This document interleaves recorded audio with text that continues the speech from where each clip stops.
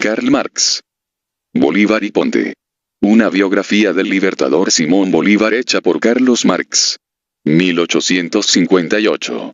Bolívar y Ponte, Simón, el libertador de Colombia, nació el 24 de julio de 1783 en Caracas y murió en San Pedro, cerca de Santa Marta, el 17 de diciembre de 1830. Descendía de una de las familias mantuanas, que en la época de la dominación española constituían la nobleza criolla en Venezuela. Con arreglo a la costumbre de los americanos acaudalados de la época, se le envió a Europa a la temprana edad de 14 años. De España pasó a Francia y residió por espacio de algunos años en París. En 1802 se casó en Madrid y regresó a Venezuela, donde su esposa falleció repentinamente de fiebre amarilla. Luego de este suceso se trasladó por segunda vez a Europa y asistió en 1804 a la coronación de Napoleón como emperador, hallándose presente, asimismo, cuando Bonaparte se ciñó la corona de hierro de Lombardía. En 1809 volvió a su patria y, pese a las instancias de su primo José Félix Rivas, rehusó adherirse a la revolución que estalló en Caracas el 19 de abril de 1810. Pero, con posterioridad a ese acontecimiento, aceptó la misión de ir a Londres para comprar armas y gestionar la protección del gobierno británico. El marqués de Wellesley, a la sazón ministro de Relaciones Exteriores, en apariencia le dio buena acogida, pero Bolívar no obtuvo más que la autorización de exportar armas abonándolas al contado y pagando fuertes derechos.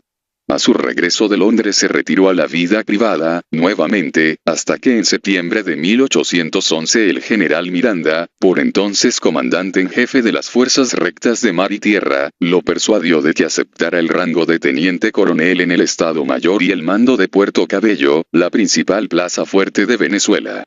Cuando los prisioneros de guerra españoles, que Miranda enviaba regularmente a Puerto Cabello para mantenerlos encerrados en la ciudadela, lograron atacar por sorpresa la guardia y la dominaron, apoderándose de la ciudadela, Bolívar, aunque los españoles estaban desarmados, mientras que él disponía de una fuerte guarnición y de un gran arsenal, se embarcó precipitadamente por la noche con 8 de sus oficiales, sin poner al tanto de lo ocurrido ni a sus propias tropas, arribó al amanecer a Guaira y se retiró a su hacienda de San Mateo. Cuando la guarnición se enteró de la huida de su comandante, abandonó en buen orden la plaza, a la que ocupa de inmediato los españoles al mando de Monteverde. Este acontecimiento inclinó la balanza a favor de España y forzó a Miranda a suscribir, el 26 de julio de 1812, por encargo del Congreso, el Tratado de la Victoria, que sometió nuevamente a Venezuela al dominio español. El 30 de julio llegó Miranda a La Guaira, con la intención de embarcarse en una nave inglesa. Mientras visitaba al coronel Manuel María Casas, comandante de la plaza, se encontró con un grupo numeroso, en el que se contaban don Miguel Peña y Simón Bolívar, que lo convencieron de que se quedara, por lo menos una noche, en la residencia de Casas.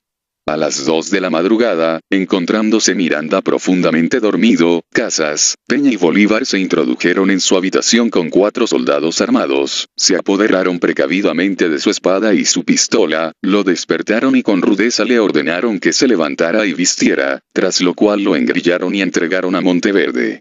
El jefe español lo remitió a Cádiz, donde Miranda, encadenado, murió después de varios años de cautiverio. Ese acto, para cuya justificación se recurrió al pretexto de que Miranda había traicionado a su país la capitulación de la Victoria, valió a Bolívar el especial favor de Monteverde, a tal punto que cuando el primero le solicitó su pasaporte, el jefe español declaró: debe satisfacerse el pedido del coronel Bolívar, como recompensa al servicio prestado al rey de España con la entrega de Miranda. Se autorizó así a Bolívar a que se embarcara con destino a Curazao, donde permaneció 6 semanas. En compañía de su primo Rivas se trasladó luego a la pequeña República de Cartagena. Ya antes de su arribo habían huido a Cartagena gran cantidad de soldados, excombatientes a las órdenes del general Miranda. Rivas les propuso emprender una expedición contra los españoles en Venezuela y reconocer a Bolívar como comandante en jefe. La primera propuesta recibió una acogida entusiasta. La segunda fue resistida, aunque finalmente accedieron, a condición de que Rivas fuera el lugarteniente de Bolívar. Manuel Rodríguez Torices, el presidente de la República de Cartagena, agregó a los 300 soldados así reclutados para Bolívar otros 500 hombres al mando de su primo Manuel Castillo. La expedición partió a comienzos de enero de 1813. Habiéndose producido rozamientos entre Bolívar y Castillo respecto a quien tenía el mando supremo, el segundo se retiró súbitamente con sus granaderos. Bolívar, por su parte, propuso seguir el ejemplo de Castillo y regresar a Cartagena, pero al final Rivas pudo persuadirlo de que al menos prosiguiera en su ruta hasta Bogotá, en donde a la sazón tenía su sede el Congreso de Nueva Granada. Fueron allí muy bien acogidos, se les apoyó de mil maneras y el Congreso los ascendió al rango de generales.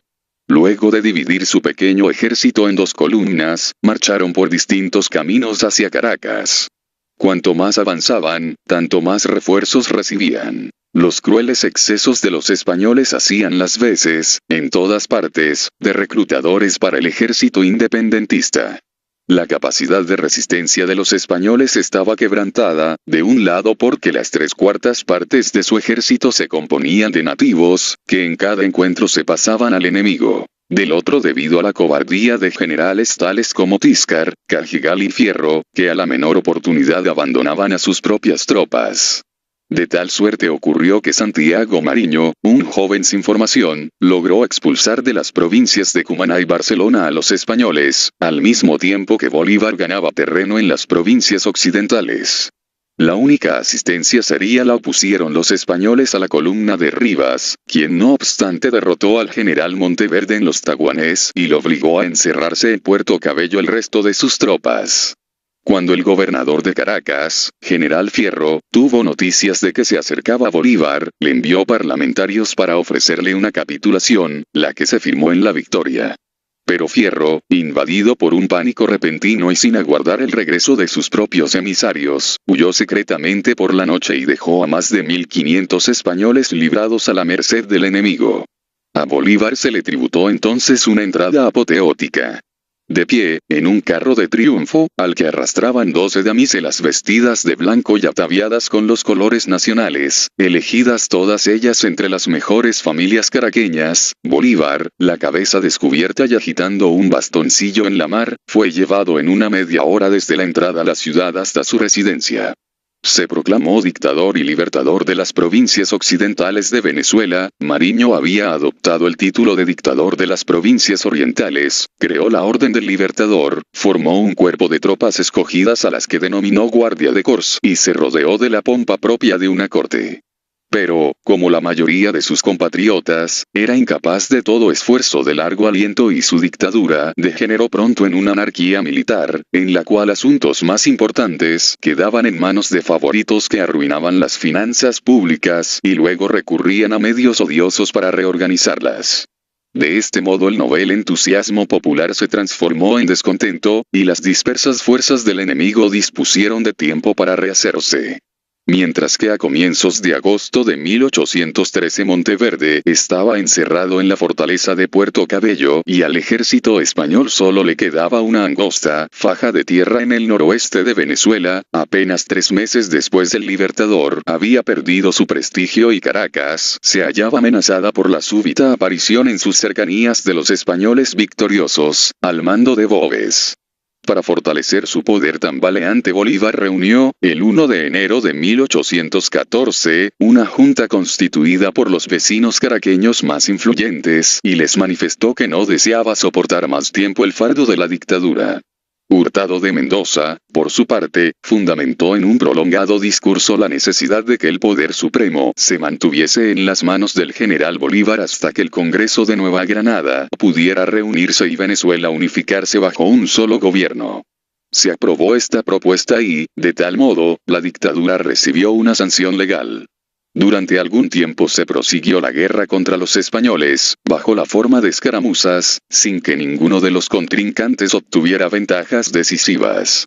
En junio de 1814 Boves, tras concentrar sus tropas, marchó de Calabozo hasta La Puerta, donde los dos dictadores, Bolívar y Mariño, habían combinado sus fuerzas. Boves las encontró allí y ordenó a sus unidades que las atacaran sin dilación. Tras una breve resistencia, Bolívar huyó a Caracas, mientras que Mariño se escabullía hacia Cumaná.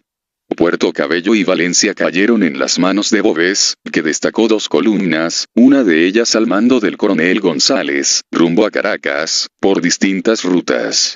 Rivas intentó en vano contener el avance de González. Luego de la rendición de Caracas a este jefe, Bolívar evacuó a La Guaira, ordenó a los barcos surtos en el puerto que zarparan para Cumaná y se retiró con el resto de sus tropas hacia Barcelona. Tras la derrota que Boves infligió a los insurrectos en Arguita, el 8 de agosto de 1814, Bolívar abandonó furtivamente a sus tropas, esa misma noche, para dirigirse apresuradamente y por atajos hacia Cumaná, donde pese a las airadas protestas de Rivas se embarcó de inmediato en el Bianchi, junto con Mariño y otros oficiales. Si Rivas, Páez y los demás generales hubieran seguido a los dictadores en su fuga, todo se habría perdido. Tratados como desertores a su arribo a Juan Griego, Isla Margarita, por el general Arismendi, quien les exigió que partieran, levaron anclas nuevamente hacia Carúpano, donde, habiéndolos recibido de manera análoga el coronel Bermúdez, se hicieron a la mar rumbo a Cartagena. Allí, a fin de conectar su huida, publicaron una memoria de justificación, henchida de frases altisonantes. Habiéndose sumado Bolívar a una conspiración para derrocar al gobierno de Cartagena, tuvo que abandonar esa pequeña república y seguir viaje hacia Tunja, donde estaba reunido el Congreso de la República Federal de Nueva Granada. La provincia de Cundinamarca, en ese entonces, estaba a la cabeza de las provincias independientes que se negaban a suscribir el Acuerdo Federal Neogranadino, mientras que Quito, Pasto, Santa Marta y otras provincias todavía se hallaban en manos de los españoles. Bolívar, que llegó el 22 de noviembre de 1814 a Tunja, designado por el Congreso comandante en jefe de las Fuerzas Armadas Federales, y recibió la doble misión de obligar al presidente de la provincia de Cundinamarca a reconocer a la autoridad del Congreso y de marchar luego sobre Santa Marta, el único puerto de mar fortificado granadino aún en manos de los españoles. No presentó dificultades el cumplimiento del primer cometido, puesto que Bogotá, la capital de la provincia desafecta, carecía de fortificaciones. Aunque la ciudad había capitulado, Bolívar permitió a sus soldados que durante 48 horas la saquearan. En Santa Marta el general español Montalvo disponía tan solo de una débil guarnición de 200 hombres y de una plaza fuerte en pésimas condiciones defensivas. Tenía apalabrado ya un barco francés para asegurar su propia huida. Los vecinos, por su parte, enviaron un mensaje a Bolívar participándole que, no bien apareciera, abrirían las puertas de la ciudad y expulsarían a la guarnición. Pero en vez de marchar contra los españoles de Santa Marta, tal como se lo había ordenado el Congreso, Bolívar se dejó arrastrar por su encono contra Castillo, el comandante de Cartagena, y actuando por su propia cuenta condujo sus tropas contra esta última ciudad, parte integral de la República Federal. Rechazado, acampó en Popa, un cerro situado aproximadamente a tiro de cañón de Cartagena. Por toda batería emplazó un pequeño cañón, contra una fortaleza artillada con unas 80 piezas. Pasó luego del asedio al bloqueo, que duró hasta comienzos de mayo, sin más resultado que la disminución de sus efectivos, por deserción o enfermedad, de 2.400 a 700 hombres. En el ínterin una gran expedición española comandada por el general Morillo y procedente de Cádiz había arribado a la isla Margarita, el 25 de marzo de 1815. Morillo destacó de inmediato poderosos refuerzos a Santa Marta y poco después sus fuerzas se adueñaron de Cartagena. Previamente, empero, el 10 de mayo 1815, Bolívar se había embarcado con una docena de oficiales en un bergantín artillado, de bandera británica, rumbo a Jamaica. Una vez llegado a este punto de refugio publicó una nueva proclama, en la que se presentaba como la víctima de alguna facción o enemigo secreto y defendía su fuga ante los españoles, como si se tratara una renuncia al mando, efectuada en aras de la paz pública. Durante su estada de 8 meses en Kingston, los generales que había dejado en Venezuela y el general Arismendi en la isla Margarita presentaron una tenaz resistencia a las armas españolas. Pero después que Rivas, a quien Bolívar debía su renombre, cayera fusilado por los españoles tras la toma de Maturín, ocupó su lugar un hombre de condiciones militares aún más relevantes. No pudiendo desempeñar, por su calidad de extranjero, un papel autónomo en la Revolución Sudamericana, este hombre decidió entrar al servicio de Bolívar. Se trataba de Luis Brión. Para prestar auxilios a los revolucionarios, se había hecho a la mar en Londres, rumbo a Cartagena, con una corbeta de 24 cañones, equipada en gran parte a sus propias expensas y cargada con 14.000 fusiles, y una gran cantidad de otros pertrechos. Habiendo llegado demasiado tarde y no pudiendo ser útil a los rebeldes, puso pro hacia Cayos, en Haití, a donde muchos emigrados patriotas habían huido tras la capitulación de Cartagena. Entretanto Bolívar se había trasladado también a Puerto Príncipe donde, a cambio de su promesa de liberar a los esclavos, el presidente haitiano Pétion le ofreció un cuantioso apoyo material para una nueva expedición contra los españoles de Venezuela. En Los Cayos se encontró con Brión y los otros emigrados y en una junta general se propuso a sí mismo como jefe de la nueva expedición, bajo la condición de que, hasta la convocatoria de un Congreso General, él reuniría en sus manos los poderes civil y militar. Habiendo aceptado la mayoría esa condición, los expedicionarios se hicieron a la mar el 16 de abril de 1816 con Bolívar como comandante y Brión en calidad de almirante. En Margarita, Bolívar logró ganar para su causa a Arismendi, el comandante de la isla, quien había rechazado a los españoles a tal punto que a estos solo les restaba un único punto de apoyo, Pampatar. Con la formal promesa de Bolívar de convocar un Congreso Nacional en Venezuela, no bien se hubiera hecho dueño del país, Arismendi hizo reunir una junta en la Catedral de Villa del Norte y proclamó públicamente a Bolívar jefe supremo de las repúblicas de Venezuela y Nueva Granada. El 31 de mayo de 1816 desembarcó Bolívar en Carúpano, pero no se atrevió a impedir que Mariño y Piar se apartaran de él y efectuaran, por su propia cuenta, una campaña contra Cumaná. Debilitado por esta separación y siguiendo los consejos de Brión, se hizo a la vela rumbo a Ocumaré de la Costa, a donde arribó el 3 de julio de 1816 con 13 barcos, de los cuales solo 7 estaban artillados. Su ejército se componía tan solo de 650 hombres, que aumentaron a 800 por el reclutamiento de negros, cuya liberación había proclamado. En Ocumaré difundió un nuevo manifiesto, en el que prometía exterminar a los tiranos y convocar al pueblo para que designe sus diputados al Congreso.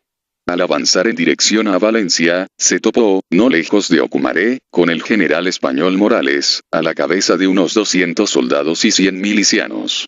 Cuando los cazadores de Morales dispersaron la vanguardia de Bolívar, este, según un testigo ocular, perdió toda presencia de ánimo y sin pronunciar palabra, en un santiamén volvió grupas y huyó a rienda suelta hacia Ocumaré, atravesó el pueblo a toda carrera, llegó a la bahía cercana, saltó del caballo, se introdujo en un bote y subió a bordo del Diana, dando orden a toda la escuadra de que lo siguiera a la pequeña isla de Bonaire y dejando a todos sus compañeros privados del menor auxilio. Los reproches y exhortaciones de Brión lo indujeron a reunirse a los demás jefes en la costa de Cumaná. No obstante, como lo recibieron inamistosamente y Piar lo amenazó con someterlo a un consejo de guerra por deserción y cobardía, sin tardanza volvió a partir rumbo a Los Cayos. Tras meses y meses de esfuerzos, Brión logró finalmente persuadir a la mayoría de los jefes militares venezolanos, que sentían la necesidad de que hubiera un centro, aunque simplemente fuese nominal, de que llamaran una vez más a Bolívar como comandante en jefe, bajo la condición expresa que convocaría al Congreso y no se inmiscuiría en la administración civil. El 31 de diciembre de 1816 Bolívar arribó a Barcelona con las armas, municiones y pertrechos proporcionados por Pétion. El 2 de enero de 1817 se le sumó Arismendi, y el día 4 Bolívar proclamó la ley marcial y anunció que todos los poderes estaban en sus manos. Pero 5 días después Arismendi sufrió un descalabro en una emboscada que le tendieran los españoles, y el dictador huyó a Barcelona. Las tropas se concentraron nuevamente en esa localidad, a donde Brión le envió tanto armas como nuevos refuerzos, de tal suerte que pronto Bolívar dispuso de una nueva fuerza de 1.100 hombres. El 5 de abril los españoles tomaron la ciudad de Barcelona, y las tropas de los patriotas se replegaron hacia la Casa de la Misericordia, un edificio situado en las afueras. Por orden de Bolívar se cavaron algunas trincheras, pero de manera inapropiada para defender contra un ataque serio una guarnición de 1.000 hombres. Bolívar abandonó la posición en la noche del 5 de abril, tras comunicar al coronel Freites, en quien delegó el mando, que buscaría tropas de refresco y volvería a la brevedad. Freites rechazó un ofrecimiento de capitulación, confiado en la promesa, y después del asalto fue degollado por los españoles, al igual que toda la guarnición. Piar, un hombre de color, originario de Curazao, concibió y puso en práctica la conquista de la Guayana, a cuyo efecto el almirante Brión lo apoyó con sus cañoneras. El 20 de julio, ya liberado de los españoles todo el territorio, Piar, Brión, Sea, Mariño, Arismendi y otros convocaron en Angostura un congreso de las provincias y pusieron al frente del ejecutivo un triunvirato. Brión, que detestaba a Piar y se interesaba profundamente por Bolívar, ya que en el éxito del mismo había puesto en juego su gran fortuna personal, logró que se designase al último como miembro del triunvirato, pese a que no se hallaba presente. Al enterarse de ello Bolívar, abandonó su refugio y se presentó en Angostura, donde, alentado por Brión, disolvió el Congreso y el Triunvirato y los reemplazó por un Consejo Supremo de la Nación, del que se nombró jefe, mientras que Brión y Francisco Antonio Sea quedaron al frente, el primero de la sección militar y el segundo de la sección política. Sin embargo Piar, el conquistador de Guayana, que otrora había amenazado con someter a Bolívar ante un consejo de guerra por deserción, no escatimaba sarcasmos contra el Napoleón de las retiradas, y Bolívar aprobó por ello un plan para eliminarlo. Bajo las falsas imputaciones de haber conspirado contra los blancos, atentado contra la vida de Bolívar y aspirado al poder supremo, Piar fue llevado ante un consejo de guerra presidido por Brión y, condenado a muerte, se le fusiló el 16 de octubre de 1817. Su muerte llenó a Mariño de pavor. Plenamente consciente de su propia insignificancia al hallarse privado del concurso de Piar, Mariño, en una carta abyectísima, calumnió públicamente a su amigo victimado, se dolió de su propia rivalidad con el Libertador y apeló a la inagotable magnanimidad de Bolívar. La conquista de la Guayana por Piar había dado un vuelco total a la situación, en favor de los patriotas, pues esta provincia sola les proporcionaba más recursos que las otras 7 provincias venezolanas juntas. De ahí que todo el mundo confiara en que la nueva campaña anunciada por Bolívar en una flamante proclama conduciría a la expulsión definitiva de los españoles. Ese primer boletín, según el cual unas pequeñas partidas españolas, que forrajeaban al retirarse de Calabozo eran ejércitos que huían ante nuestras tropas victoriosas, no tenía por objetivo disipar tales esperanzas. Para hacer frente a 4.000 españoles, que Morillo aún no había podido concentrar, disponía Bolívar de más de 9.000 hombres, bien armados y equipados, abundantemente provistos con todo lo necesario para la guerra. No obstante, a fines de mayo de 1818 Bolívar había perdido unas 12 batallas y todas las provincias situadas al norte del Orinoco. Como dispersaba sus fuerzas, numéricamente superiores, estas siempre eran batidas por separado. Bolívar dejó la dirección de la guerra en manos de Páez y sus demás subordinados y se retiró a Angostura. A una defección seguía la otra, y todo parecía encaminarse a un descalabro total. En ese momento extremadamente crítico, una conjunción de sucesos afortunados modificó nuevamente el curso de las cosas. En Angostura Bolívar encontró a Santander, natural de Nueva Granada, quien le solicitó elementos para una invasión a ese territorio, ya que la población local estaba pronta para alzarse en masa contra los españoles. Bolívar satisfizo hasta cierto punto esa petición. En el ínterin, llegó de Inglaterra una fuerte ayuda bajo la forma de hombres, buques y municiones, y oficiales ingleses, franceses, alemanes y polacos afluyeron de todas partes a Angostura. Finalmente, el doctor Juan Germán Rocio, consternado por la estrella declinante de la Revolución Sudamericana, hizo su entrada en escena, logró el valimiento de Bolívar y lo indujo a convocar, para el 15 de febrero de 1819, un Congreso Nacional, cuya sola mención demostró ser suficientemente poderosa para poner en pie un nuevo ejército de aproximadamente 14.000 hombres, con lo cual Bolívar pudo pasar nuevamente a la ofensiva. Los oficiales extranjeros le aconsejaron diera a entender que proyectaba un ataque contra Caracas para liberar a Venezuela del yugo español, induciendo así a Morillo a retirar sus fuerzas de Nueva Granada y concentrarlas para la defensa de aquel país, tras lo cual Bolívar debía volverse súbitamente hacia el oeste, unirse a las guerrillas de Santander y marchar sobre Bogotá. Para ejecutar ese plan, Bolívar salió el 24 de febrero de 1819 de Angostura, después de designar a Sea presidente del Congreso y vicepresidente de la República durante su ausencia.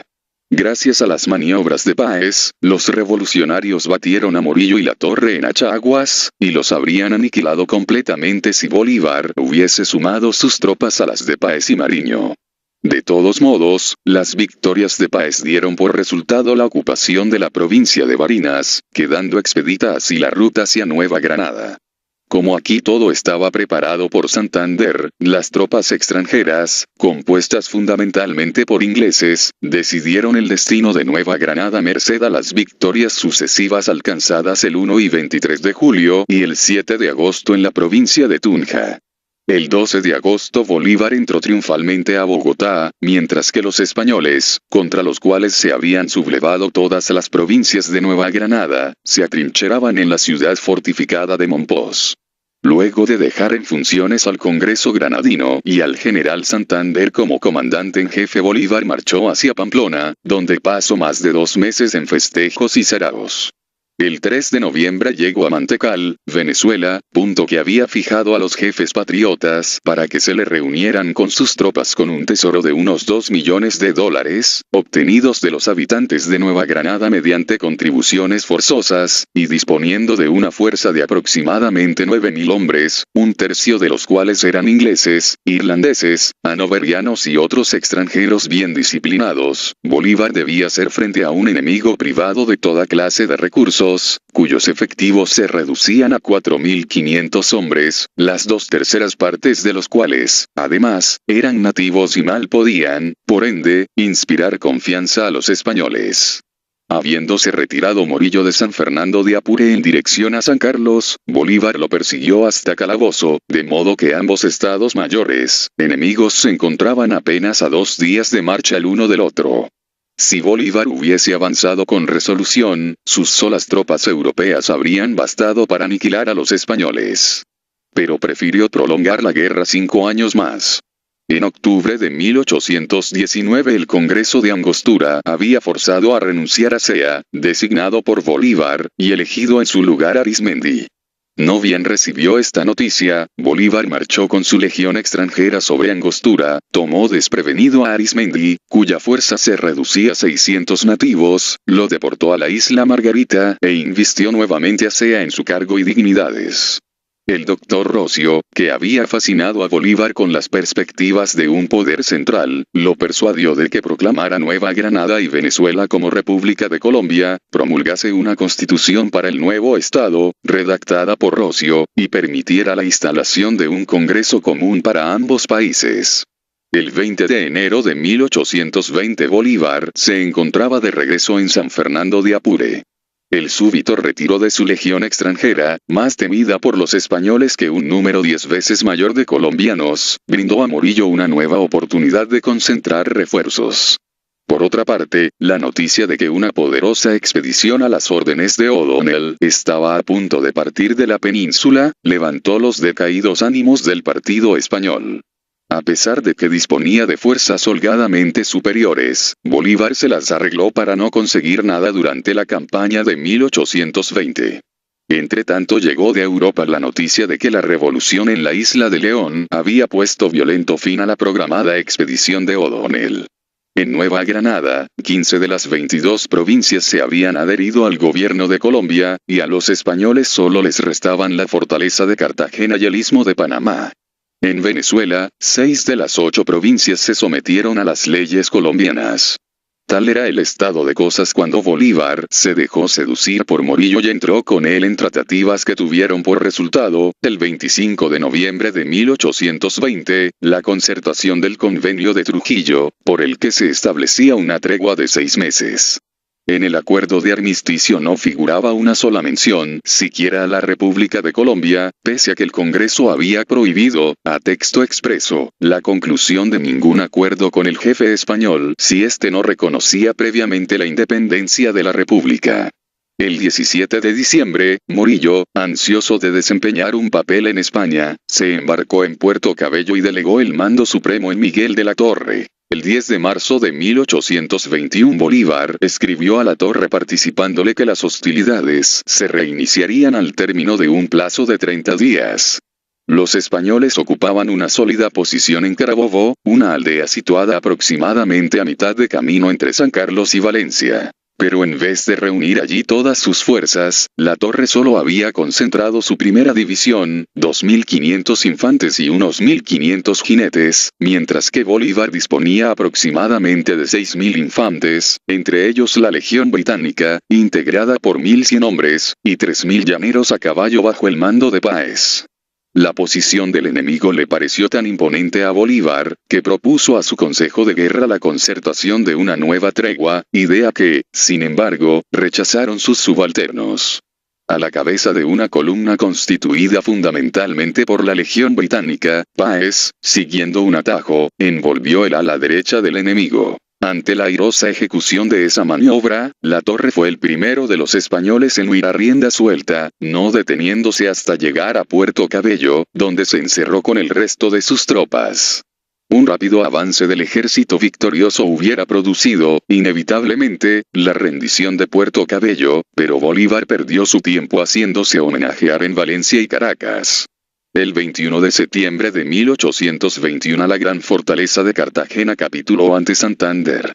Los últimos hechos de armas en Venezuela, el combate naval de Maracaibo en agosto de 1823 y la forzada rendición de Puerto Cabello en julio de 1824, fueron ambos la obra de Padilla. La revolución en la isla de León, que volvió imposible la partida de la expedición de O'Donnell, y el concurso de la Legión Británica, habían volcado, evidentemente, la situación a favor de los colombianos. El Congreso de Colombia inauguró sus sesiones en enero de 1821 en Cúcuta. El 30 de agosto promulgó la nueva Constitución y, habiendo amenazado Bolívar una vez más con renunciar, prorrogó los plenos poderes del Libertador. Una vez que éste hubo firmado la nueva Carta Constitucional, el Congreso lo autorizó a emprender la campaña de Quito, 1822, a donde se habían retirado los españoles, tras ser desalojados del Istmo de Panamá por un levantamiento general de la población. Esta campaña, que finalizó con la incorporación de Quito, Pasto y Guayaquil a Colombia, se efectuó bajo la dirección nominal de Bolívar y el general Sucre, pero los pocos éxitos alcanzados por el cuerpo de ejército se debieron íntegramente a los oficiales británicos, y en particular al coronel Sands. Durante las campañas contra los españoles en el Bajo y el Alto Perú, 1823-1824, Bolívar ya no consideró necesario representar el papel de comandante en jefe, sino que delegó en el general Sucre la conducción de la cosa militar y restringió sus actividades a las entradas triunfales, los manifiestos y la proclamación de constituciones. Mediante su Guardia de Corps colombiana, manipuló las decisiones del Congreso de Lima, que el 10 de febrero de 1823 le encomendó la dictadura. Gracias a un nuevo simulacro de renuncia, Bolívar se aseguró la reelección como presidente de Colombia. Mientras tanto su posición se había fortalecido, en parte con el reconocimiento oficial del nuevo Estado por Inglaterra, en parte por la conquista de las provincias altoperuanas por Sucre, quien unificó a las últimas en una república independiente, la de Bolivia. En este país, sometido a las bayonetas de Sucre, Bolívar dio curso libre a sus tendencias al despotismo y proclamó el Código Boliviano, remedio del Código de Napoleón. Proyectaba trasplantar ese código de Bolivia al Perú, y de este a Colombia, y mantener a raya a los dos primeros estados por medio de tropas colombianas, y al último mediante la legión extranjera y soldados peruanos. Valiéndose de la violencia, pero también de la intriga, de hecho logró imponer, aunque tan solo por unas pocas semanas, su código al Perú. Como presidente y libertador de Colombia, protector y dictador del Perú y padrino de Bolivia, había alcanzado la cúspide de su gloria.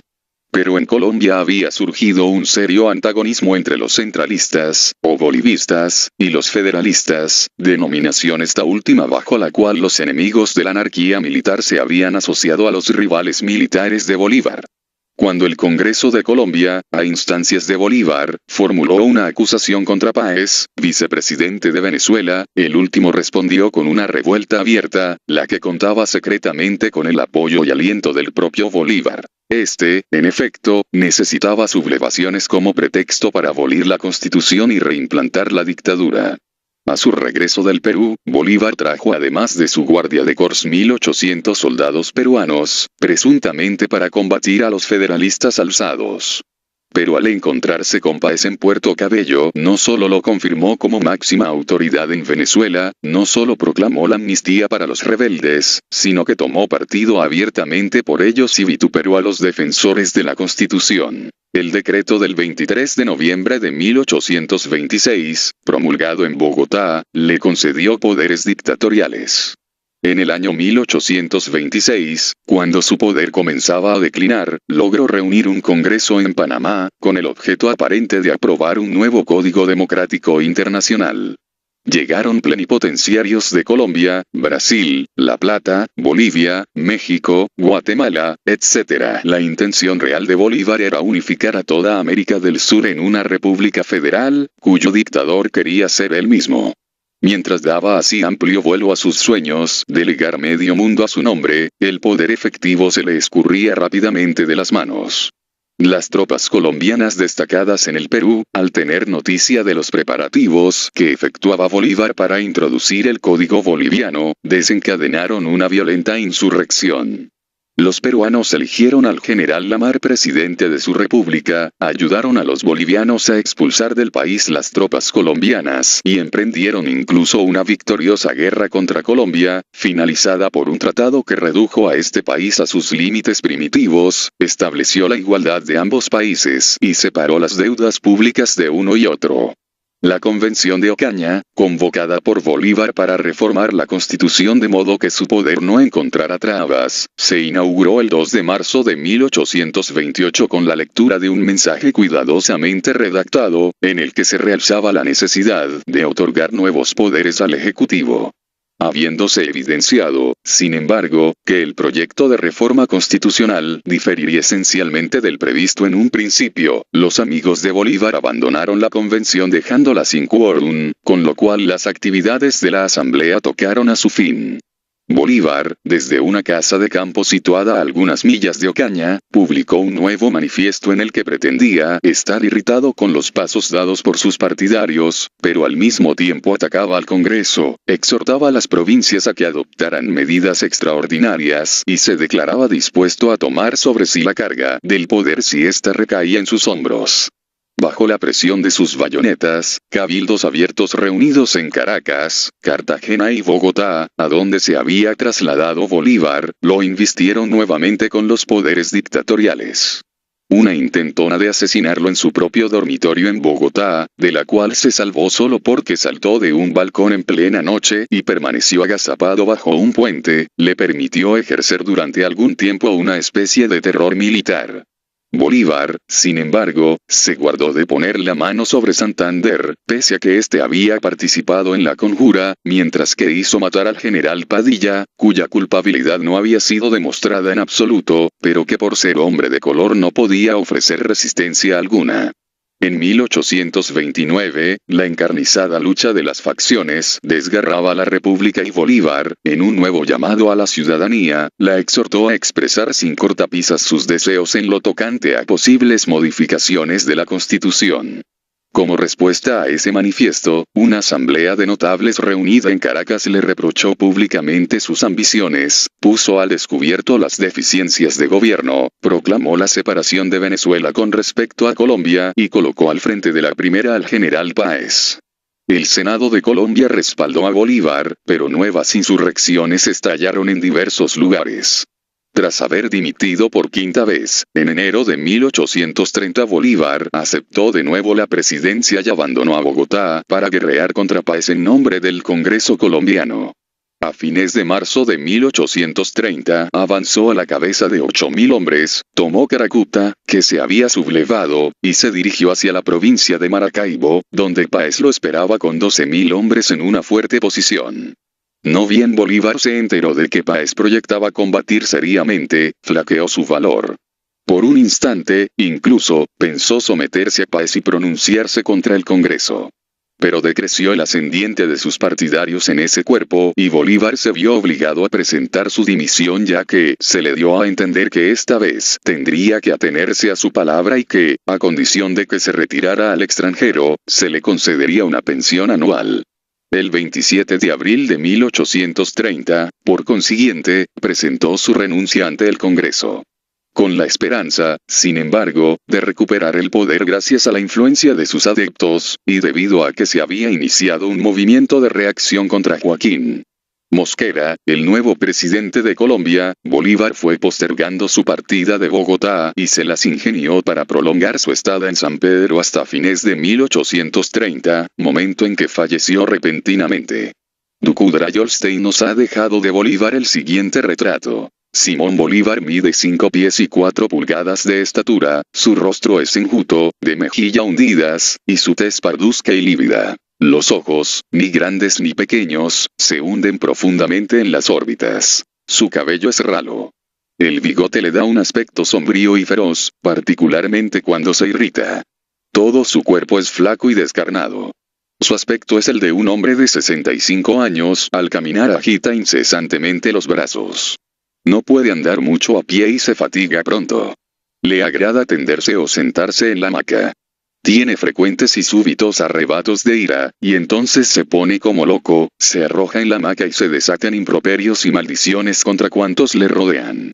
Le gusta proferir sarcasmos contra los ausentes, no lee más que literatura francesa de carácter liviano, es un jinete consumado y baila valses con pasión. Le agrada oírse hablar, y pronunciar brindis le deleita. En la adversidad, y cuando está privado de ayuda exterior, resulta completamente exento de pasiones y arranques temperamentales. Entonces se vuelve apacible, paciente, afable y hasta humilde.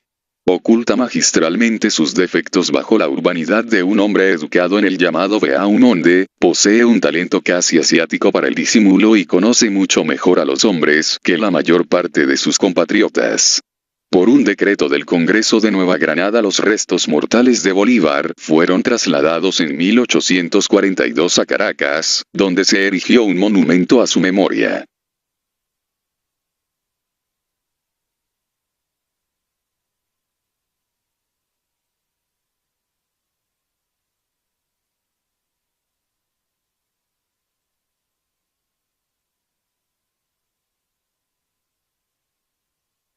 Había traicionado a su país. La capitulación de la Victoria valió a Bolívar el especial favor de Monteverde, a tal punto que cuando el primero le solicitó su pasaporte, el jefe español declaró: debe satisfacerse el pedido del coronel Bolívar, como recompensa al servicio prestado al rey de España con la entrega de Miranda. Se autorizó así a Bolívar a que se embarcara con destino a Curazao, donde permaneció 6 semanas. En compañía de su primo Rivas se trasladó luego a la pequeña República de Cartagena. Ya antes de su arribo habían huido a Cartagena gran cantidad de soldados, excombatientes a las órdenes del general Miranda. Rivas les propuso emprender una expedición contra los españoles en Venezuela y reconocer a Bolívar como comandante en jefe. La primera propuesta recibió una acogida entusiasta. La segunda fue resistida, aunque finalmente accedieron, a condición de que Rivas fuera el lugarteniente de Bolívar. Manuel Rodríguez Torices, el presidente de la República de Cartagena, agregó a los 300 soldados así reclutados para Bolívar otros 500 hombres al mando de su primo Manuel Castillo. La expedición partió a comienzos de enero de 1813. Habiéndose producido rozamientos entre Bolívar y Castillo respecto a quien tenía el mando supremo, el segundo instancias de su primo José Félix Rivas, rehusó adherirse a la revolución que estalló en Caracas el 19 de abril de 1810. Pero, con posterioridad a ese acontecimiento, aceptó la misión de ir a Londres para comprar armas y gestionar la protección del gobierno británico. El marqués de Wellesley, a la sazón ministro de Relaciones Exteriores, en apariencia le dio buena acogida, pero Bolívar no obtuvo más que la autorización de exportar armas abonándolas al contado y pagando fuertes derechos.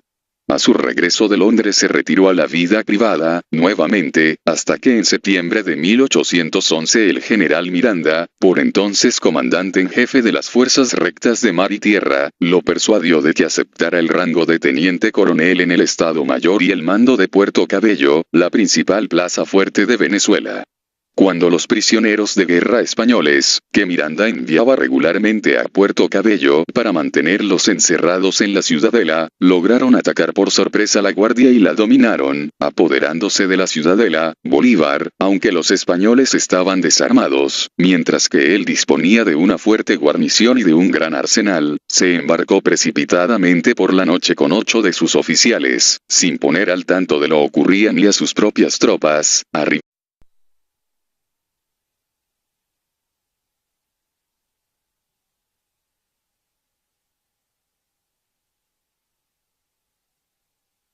Karl Marx. Bolívar y Ponte. Una biografía del libertador Simón Bolívar hecha por Carlos Marx. 1858. Bolívar y Ponte, Simón, el libertador de Colombia, nació el 24 de julio de 1783 en Caracas y murió en San Pedro, cerca de Santa Marta, el 17 de diciembre de 1830. Descendía de una de las familias mantuanas, que en la época de la dominación española constituían la nobleza criolla en Venezuela. Con arreglo a la costumbre de los americanos acaudalados de la época, se le envió a Europa a la temprana edad de 14 años. De España pasó a Francia y residió por espacio de algunos años en París. En 1802 se casó en Madrid y regresó a Venezuela, donde su esposa falleció repentinamente de fiebre amarilla. Luego de este suceso se trasladó por segunda vez a Europa y asistió en 1804 a la coronación de Napoleón como emperador, hallándose presente, asimismo, cuando Bonaparte se ciñó la corona de hierro de Lombardía. En 1809 volvió a su patria y, pese a las se retiró súbitamente con sus granaderos. Bolívar, por su parte, propuso seguir el ejemplo de Castillo y regresar a Cartagena, pero al final Rivas pudo persuadirlo de que al menos prosiguiera en su ruta hasta Bogotá, en donde a la sazón tenía su sede el Congreso de Nueva Granada. Fueron allí muy bien acogidos, se les apoyó de mil maneras y el Congreso los ascendió al rango de generales. Luego de dividir su pequeño ejército en 2 columnas, marcharon por distintos caminos hacia Caracas. Cuanto más avanzaban, tanto más refuerzos recibían. Los crueles excesos de los españoles hacían las veces, en todas partes, de reclutadores para el ejército independentista. La capacidad de resistencia de los españoles estaba quebrantada, de un lado porque las 3/4 partes de su ejército se componían de nativos, que en cada encuentro se pasaban al enemigo. Del otro debido a la cobardía de generales tales como Tiscar, Cargigal y Fierro, que a la menor oportunidad abandonaban a sus propias tropas.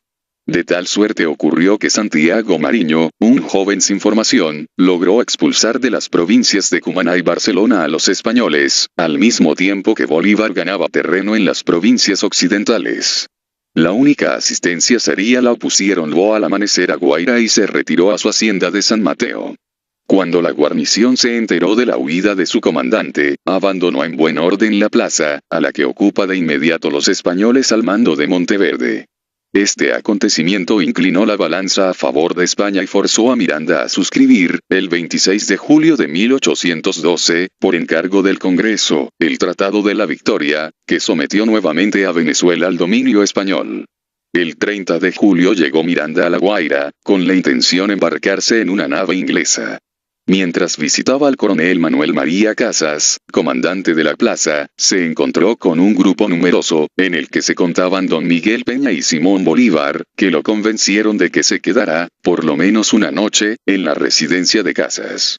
A las 2 de la madrugada, encontrándose Miranda profundamente dormido, Casas, Peña y Bolívar se introdujeron en su habitación con 4 soldados armados, se apoderaron precavidamente de su espada y su pistola, lo despertaron y con rudeza le ordenaron que se levantara y vistiera, tras lo cual lo engrillaron y entregaron a Monteverde.